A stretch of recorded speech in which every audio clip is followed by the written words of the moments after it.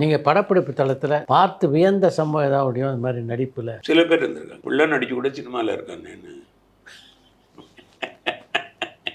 சில பேர் நல்ல நடிகர்கள். நம்ம விஜய் சேதுபதி துக்ளக் தர்பாரில் யோசிச்சு நல்லா பண்ணுவார். பண்ணி ஒரு நல்ல ஒரு இமேஜினேஷன் உள்ள ஆக்டர்.